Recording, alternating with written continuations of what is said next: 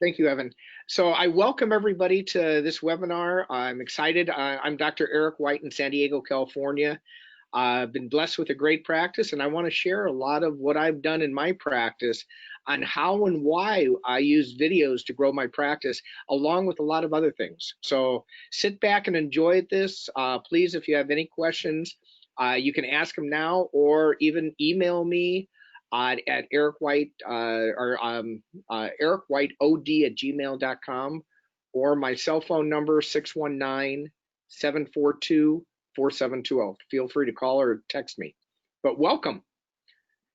Great. And once again, if you're on the webinar, feel free to either raise your hand or chat in a question, or in the chat box, you can chat or ask a question and we will cover that for sure. So Dr. White, the first thing is for this webinar, you haven't really done a lot of videos in the past, and I mentioned to you, we chose the topic of doing videos. So tell us a little bit about actually doing the video itself. Like, how hard was it?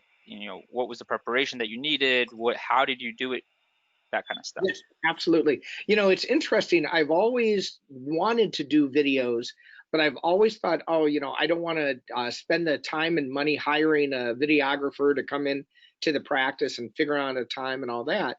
But then I realized I was talking to Evan and I was talking to iCare Pro, and they said, no, you don't need anything that complicated.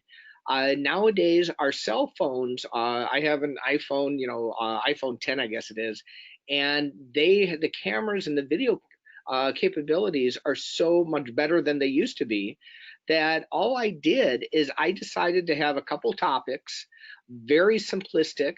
I actually had one of my opticians use my phone, and I just got up and I talked. It was very simple. It nothing you don't you and you just the only thing is you want to have an idea what you want to talk about. For me, I didn't want to go after off a script or anything like that. I just talked, and by doing that, I really realized how easy it is to do this. And I've been amazed that patients appreciate answering simple questions. Like the one question I had was on video or on retinal detachments or floaters and a PVD. What that means, what are the symptoms and everything like that. Because a lot of times, and what prompted me in this, I give out my cell phone number to a lot of people. It's on my website. I give it to all my patients because they're my family. And with family, you give them your cell phone number. So if they need me, I'm there. So I was actually up at a meeting in Los Angeles, sitting in the hotel room doing emails, and a patient called and he says, I'm sorry to bother you. I says, no bother. What's wrong? He goes, I just developed a little thing that's floating around in my vision, and I went online and it scared me. I don't know what to do. And I said, so we talked about it.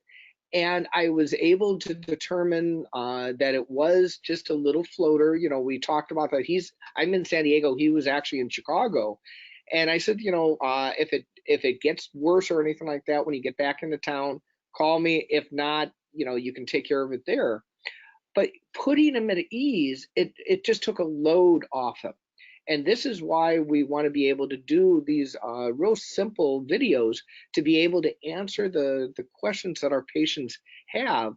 And also, it's a way of building the practice, because people like to go on your website and see that you do videos. It makes, when they're looking at a video, it makes them realize that we're human beings. We're just sitting there and we're actually looking at them, so they kind of get to know the practice, feel a little more comfortable coming into the practice, but also referring friends to the practice. Absolutely. So one of the things I always tell doctors is number one, you answer questions all day to your patients. So it's a natural fit, and then number two, it's that people want to get an experience of who you are, right? They don't want to just sit there and read text. They want to get an experience of who you are. And then the third thing is that there are a lot of topics that are educational and that are important just to talk about, like this example of a patient who's really scared, that you can put him at ease. And having a video allows you also to be in more places and be more visible, which is also important. So what we did here, part of the idea of the webinar also is to kind of show what you can do with a video and why that's valuable. And so the first thing we did with the video is we did some light editing. So we took the video, and we really didn't want to focus too much on editing because it's about authenticity and personality and the fact that you care and that you're knowledgeable. But we did put at the end this really nice graphic from his website about the different services that he offers, and the website address and phone number. But that was really it that we did over there. And then we put in a description of the video and included in it a link to the website and a call tracking number. And what a call tracking number does is it just lets you assess, is this marketing initiative something that's worth my time? Does it get me results? So you don't always have to use a call tracking number. But if it's something that you're spending time on or effort or money on, it's always a good idea to do so. And so sometimes you can see that the phone number over here and the phone number over here are the same number, because we did want to use a call tracking number for videos, so that, let's say Dr. White starts to really take videos seriously, and every week he starts giving his marketing manager, who he works with at iCare Pro, a video to work with. After a year, he wants to see, how many calls did he get from that? Did it work? Was it a good initiative? Spending his time. When we uploaded the video, so we choose a thumbnail, and then basically just add in a couple of tags here. So we put in floaters, flashes in vision, eye doctor in San Diego, Dr. Eric White, optometrist for floaters, retinal detachment. Nothing crazy. Don't need to go, nuts about it, but nice description helps Google understand what the video is about. And remember that YouTube is owned by Google, and it's the second most used search engine in the world after Google. And then just adding these tags gets it more clarification to Google to understand what it's about. After that, one of the most important things that any practice can do to help them have more visibility, get more new patients, grow their practice, is going to be anything to do with your Google listing. This is a Google listing right here. And there's very limited things that you can do with a Google listing. You can add photos, you can add your address, practice name, your description of who you are, and probably the number one thing you can do is Google reviews. So Dr. White has 257 Google reviews, and if you put yourself in Google's perspective, how would they know which practice is the best practice in San Diego, or which practice is an active practice and people like going to? Google reviews are by far the most important way to help you grow your business. So Dr. White, do you have any, could you just share a little bit about how you got those Google reviews, or any tips or ideas about it? Have you noticed that that's improved new patient acquisition for the practice? Absolutely. And this is something I take very serious, because one of the number one ways to build our practice is internal marketing. A lot of times, it's hard to get somebody that's never been in the practice to come into practice. But once they've been in the practice, it's a lot easier to get them to stay and to refer. And my secret, and it's no secret, it's really simple, is at the end of the day, I take the time, and it literally takes me 15 minutes. I have a template I'd be more than happy to share with you. And I email every exam, every comprehensive exam, not every patient I see, but every comprehensive exam I do a day. I email them a thank you for coming in. I state something that we talked about to make it personal. I don't want them to think that a third party is is asking for a review or giving this thank you. So I make it something personal. Like, I had a patient today that just got engaged. So I said, congratulations on your engagement. I'm so happy for you. Enjoy planning your honeymoon. But then I ask them, and it's very simple. I ask them to Yelp me or Google me. I ask them to leave a review, and I leave a link to allow them to do it. So they don't have to look up how to do it. Very simple.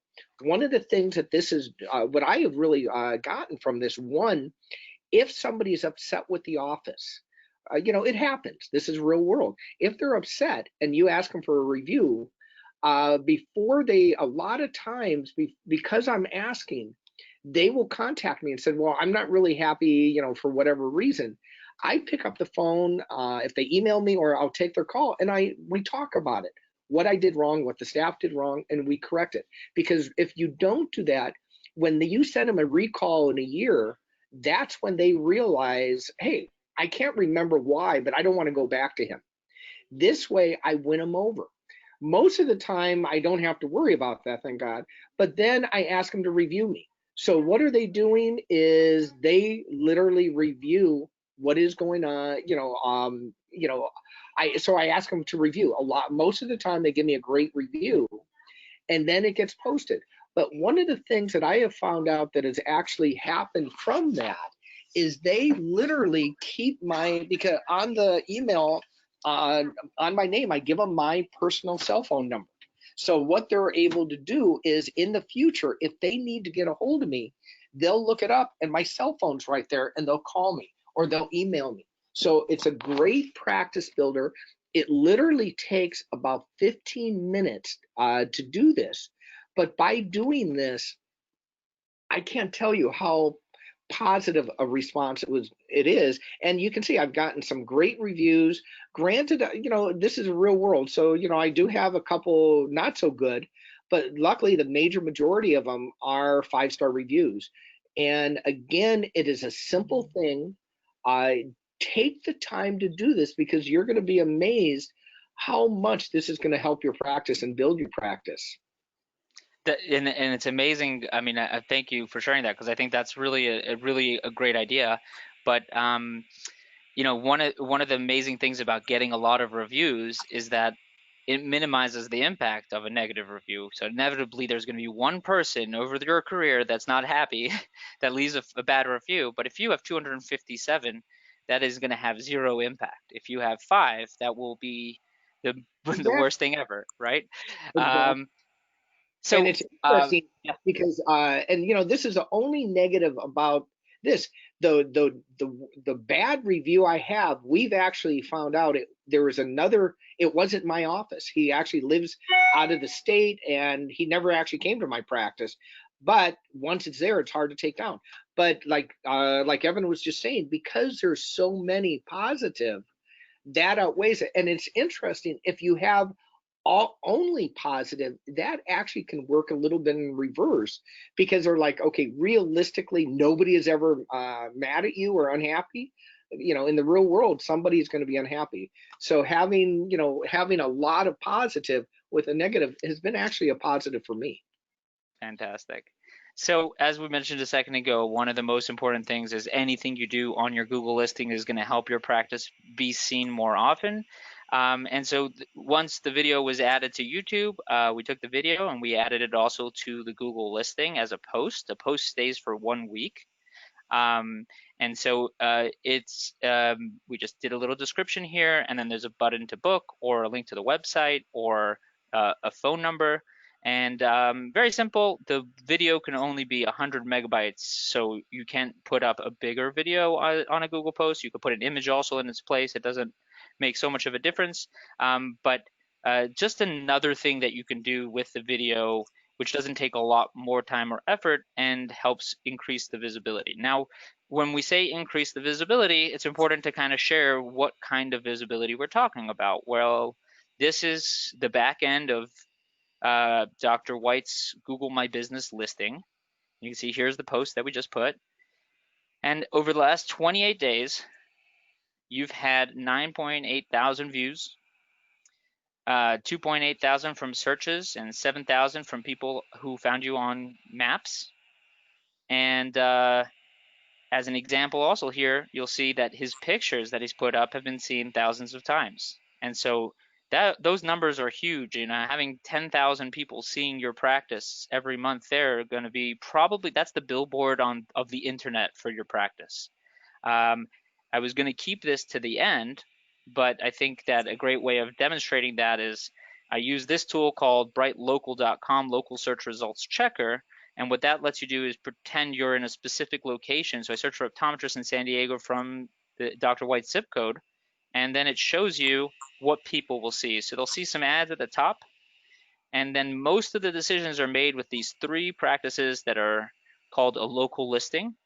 And you could see Dr. White's practice has 257 reviews, and that makes him automatically a better option than Microvision. And I don't mean not to say Microvision isn't a great place, but for a potential patient, they're going to choose his practice over that practice. Now, Claremont obviously has great reviews too, and 53 is nothing to laugh about, so it doesn't make him the only option.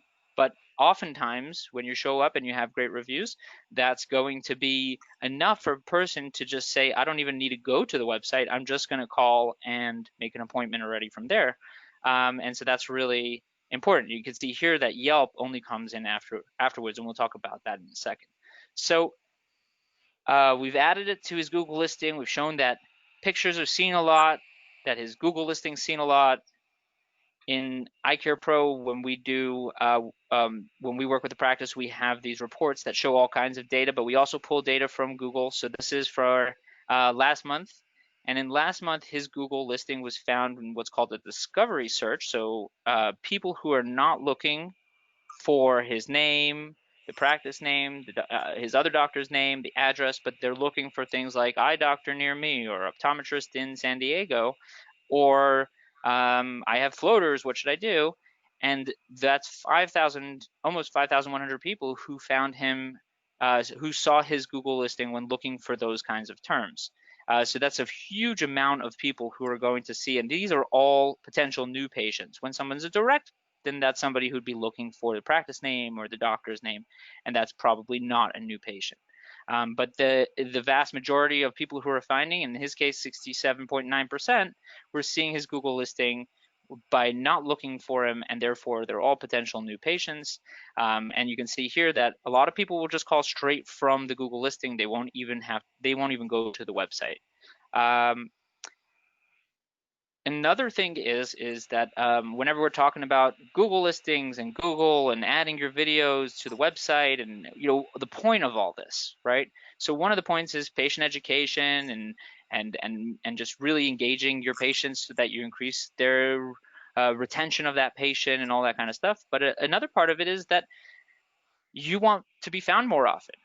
And a major question we often get is, well, where do people come to an optometry website from? Do they come from Facebook? Do they come from Yelp? Do they come from Google?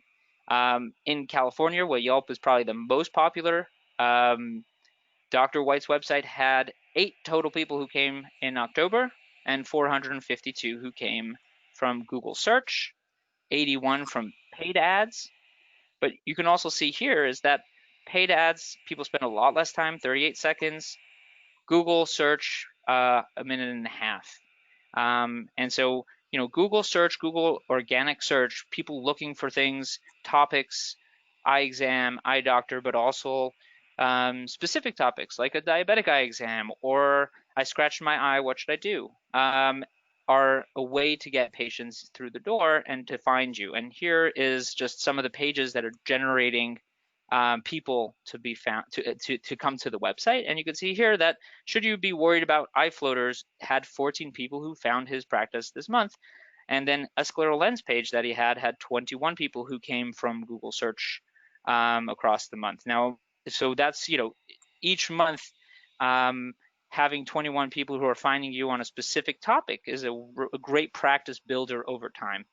I think we talked about this one already. Once you've used that video, so we added it to the website, and we added it to a page called Flashes and Floaters in Your Vision, which is you have an eye emergency page, but now you also have a new page called Flashes and Floaters in Vision. And one of the ways that you can use a video effectively is to actually transcribe it. Obviously, you got to edit it a little bit, but then start up and use the content in the video to form the basis of the page.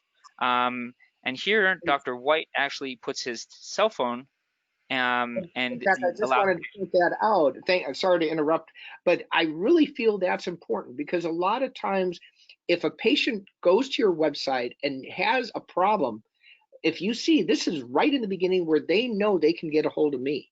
And I really feel that is a huge practice builder because the difference that we are going to be as optometrists compared to a lot of commercial optometrists and or ophthalmologists or whatever is we take the time to take care of our patients. I want my patients to know that I am there when they need me, no matter what time of day or not. And really, realistically, nobody takes advantage of that. And when they do call you, they need you. and that's what it's for. So I would just wanted to point that out. Seriously consider it, because that is probably one of the best things I've done in my practice. I love it. And I've heard it from a lot of practices, that a person who has an eye emergency and they feel that you've taken care of them, they become really uh, a great patient, because they're going to tell their friends, they're going to tell their family. They feel that you've really helped them out in your time of need, and they're going to be more likely to refer their friends and family to come to your practice. They're definitely going to be more likely to come back to your practice. They're going to be more open to buying optical products from your practice, or because they really think that they really know that you care about them, and it's not just you know I'm putting up a video here to get patients. No, I care. You can call and text me anytime, day or night. So that's, you've actually mentioned that at the end of the video. You said, if you are concerned, call me, text me, day or night, and we'll take care of you. It's also important information, because a lot of patients are nervous and concerned. I know when my son scratched his eye, my wife was very concerned, and having the ability for me to find information right away, that takes away the fear and says, this is probably not something you have to worry about. If you're concerned, here are the things you should look out for. Giving arming your patients with information is an important part of being a great doctor, and helping out your patients and the community as well. So the average optometry website might not have information about floaters. And now this website does, and now you're a resource for the patients around you. And, if you see floaters, should you be concerned? Are they dangerous? Here's what you should look out for. And if you have occasional floaters, it's not an emergency, what you should do. And it's basically saying it's pretty common, don't worry about it. And I even put in a little quote here. He says, if you have a couple of floaters, look at it as a positive. You're never going to get bored. I love that. So one of the things you want to do if you are going to put the content in, I mean, you don't want to just do a direct transcription, but use it as a basis for the content and then build it out a little bit more. But you also want to make sure that you put in the location that you're in. So you'll put in something like, located across from National University in San Diego. That way Google has a little bit of an understanding of where you're located. And the same here, we have a comprehensive eye exam page. A lot of patients are going to look for eye exams, and having a video right at the top of the page. In this case, I didn't transcribe it because I didn't feel that the content was really kind of going to add a layer of helping the website be found, but rather I used it in a place where I thought people will come to and will appreciate having a more human interaction and more authentic interaction, and understanding what the practice is all about. And maybe tell us a little bit about in this video you chose to speak about a little bit about that aspect of the practice. Dr. White, what was the goal of this video right here? This was to literally, on my website, I have listed my CV, my curriculum vitae, I want them to get to know me, kind of the highlights of my practice before they come in to meet me. Because when I walk in the door, when I walk in the exam room, I don't say, hi, I'm Dr. Eric White. I say, hi, I'm Eric. They know I'm a doctor. It says it on the door. So when they walk into the office, so I want them to make it more personal. But by doing this video, and it really was easy, I was able to just talk with them what to expect, that we are going to go above and beyond everybody in the office to make them feel comfortable, to give the best eye exam they're going to have, but also, like I said, just to be able to meet me and kind of look me in the eye and meet me. And it was very simple to do. That's great, and I agree. Of course, you can't ignore social media and Facebook. This is just an example of one way to use a video on Facebook. You don't want to post from YouTube, because then the video doesn't show up automatically when you're scrolling down the feed. But what you want to do is just actually upload the video directly to Facebook. And then you want to make sure you put in a little bit of a description or something you want to say, and obviously a link to the site and a phone number to call. And in this case, I chose, without consulting with Dr. White, to just tie it into using your HSA, FSA benefits towards the end of the year, towards buying contacts, glasses, and prescription sunglasses. And Exactly. Video on Facebook is by far more effective than an image, and so that's going to also help you, um, interact with your existing patients more often. And sometimes you'll talk about a topic where other people find relevant, and they'll share it and they'll send it to their friends. When there was the solar eclipse, one of the practices I worked with, Dr. Susie Lake, did a video about the solar eclipse and kids and what you should be concerned about, and it was shared and it was seen 600,000 times. Most of the time, that's not going to be the case. Most of the time, some of your patients will see it on Facebook, and that's great. But sometimes you're going to hit on a topic that's just going to resonate, and it's going to provide a public service by sharing information as well. Um, so as I said before, I use this tool to kind of find out what shows up. And when patients search, they see these 3 practices, and then only after that Yelp comes up here. And one of the things about Yelp is we saw already that it's not a major contributor um, to the traffic to his website, but it also is really they're in control of who's going to show up, and they're going to favor people who pay them a lot of money, and therefore, if unless you're paying Yelp, oftentimes it's not going to be a major practice builder, and even if you are paying, it's not going to be the major practice builder. Really, most people, if you have great reviews and you show up in these top 3, that's going to make the decision. So now I wanted to kind of give an example about how easy it is to make a video.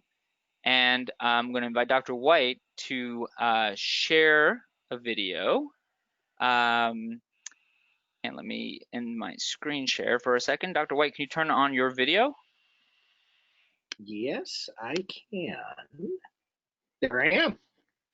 So I did, if the video is a little choppy, then we apologize. And if it isn't, well, then it's great. The point here is I wanted to show how easy it is to do a video.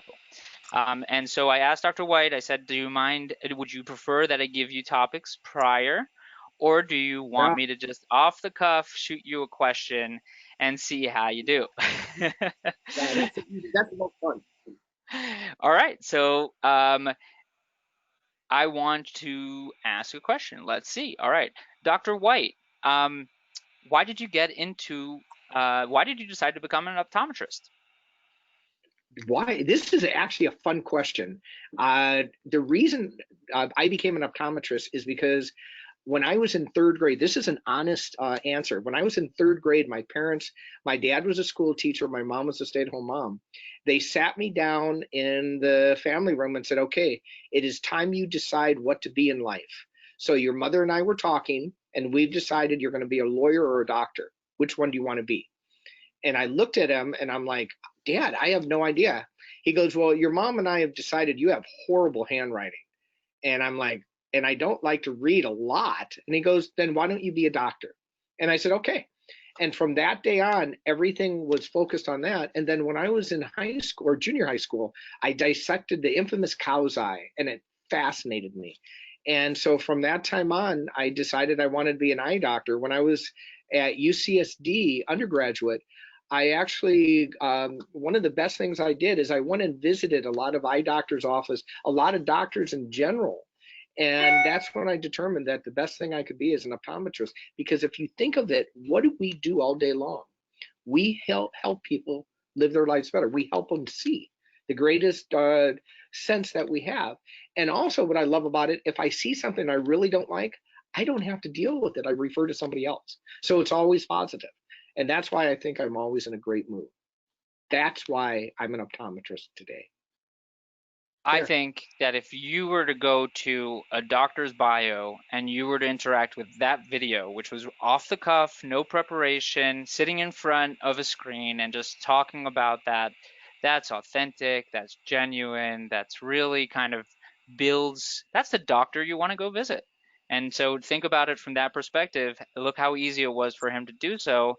And it came off as being just so caring, so genuine, and a doctor you want to see. And it really didn't require preparation or a professional videographer or any real, uh, real effort. It took you 30 seconds. So now I'm going to ask you a different question. And this one is something that I think is important as well from more of an educational standpoint. Um, Yes. so, my child uses phones all day, and they're sitting in front of the TV, and I got LED lights in my house, and I've heard that blue light might be dangerous. Do you recommend that my child has or I have blue light protection? And if so, is there any difference between the blue light protection that they offer on some of these online retailers versus the blue light protection that you have at your office? Blue light, that is a great question. One of the problems we're having right now in the world is everybody is on their phone. If you think I'm 60 years old, when I grew up, we played outside. Then computers were invented. So everybody went on a computer that was 22 inches away. Then iPads and laptops, they were 18 inches. Then, it got a little closer. Now kids are sitting on their phone 8 inches from their nose, and all the blue lights being emitted from the monitors, from your screen and all that really do cause irritation and eye strain on your eyes. So we have found the best thing we can do is have a filter on your glasses that actually takes away the eye strain. So one of the things that I do in my office is I prescribe all day long computer glasses. The ideal with computer glasses, it will take the strain off your eyes, but with the blue light filter, it absorbs the blue light coming off the monitor, off your computer, off your phone, and allows your eyes to be more relaxed, because the myopic swing right now, the nearsighted swing, is becoming everywhere. So one of the other things I do, I really recommend, and I talk to the parents why it's so important that Johnny has a pair of the computer glasses to take away the strain. But I also tell them the 20-20-20 rule. And this is something I say all day long, is every 20 minutes, take a 20-second break and focus on something more than 20 feet away. It's very simple, and your eyes like a muscle. So if you're looking at something for 18 hours a day, sometimes literally, your eyes will get stuck, and it'll cause your eyes to become more nearsighted. So taking the time to relax your eyes, look at something far away, it's going to relax your eyes. So the bottom line, yes, it is very important. And the difference between the computer glasses I prescribe and the ones that you can get over the counter is the quality. I want the best quality eye protection for my patients. I don't want them to be able to go and get a 99-cent pair of glasses that they say has a blue blocker. I want them to know they're getting the best quality for their child, for their eyes, and that's why I prescribe it from my office. Love it. Right. And then and here's a great example of something that is going to help patients, is going to increase your ability to differentiate yourself possibly from other ways that people can get glasses. And as a private practice, you know that there are a lot of pressures right now from buying glasses in different places. And the truth is that you offer a product that has a higher level of blue light protection than might be available on the internet. And that is going to help your patients more, and you're going to work with the patient to help them get the best kind of protection and vision that is possible. So that's great. It came across super natural, caring. You're not trying to sell them something. You're just explaining why it's important and why it's helpful. So let's do one more, and Okay. then and I think that's just just to showcase once again how easy it is.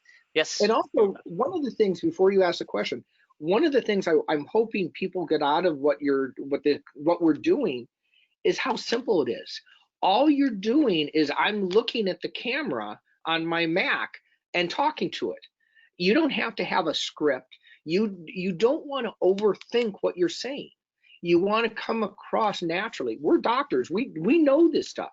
And we're doing this for our patients to help our patients. When you come across more natural, the patient will realize that. If you're a robot, if you're doing it from a script and reading a script, looking at the script instead of looking at the camera where you're looking into their eyes, Patients realize that. So that's why do it a couple times. And one thing I've learned from this webinar already, I'm going to do a lot more videos because it's actually fun and our patients appreciate it. So I just wanted to throw that in. So now what's the third? Absolutely. All right. So you fit scleral lenses, correct? Yes. Do you have a story of a patient who you fit scleral lenses with that's an interesting story to share?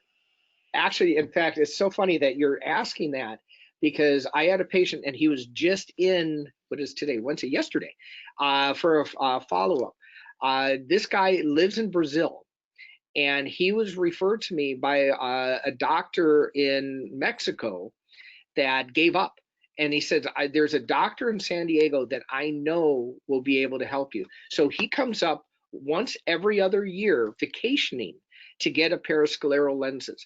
Story behind it, he had RK surgery, chewed up his corneas like, I mean, it's literally a checkerboard. And when he came to me, his prescription, best corrected vision, was like 2,400. And, through an interpreter, he was saying, help me. So we put him in and we got him in some sclerals. And right off the bat, his vision went to about 20/30. And I put the contacts on him. This was probably 6 years ago or 4 or 5 years ago. He looked at me and he started to cry. And I'm like, does it hurt? Are you in pain? And he goes, no, no, no.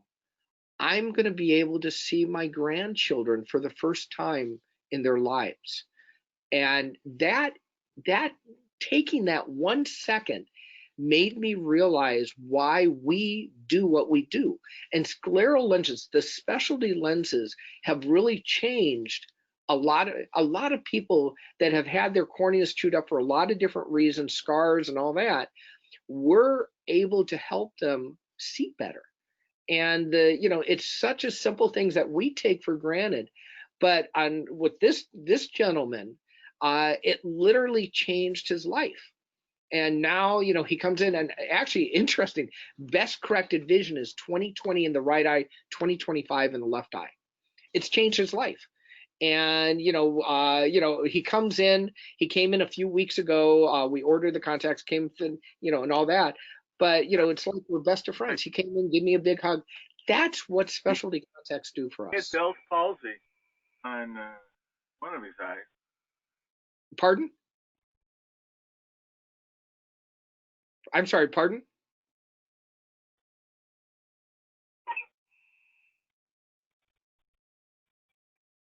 Did I lose? I'm not sure. Hold on. Let me see if I can unmute or send unmute request.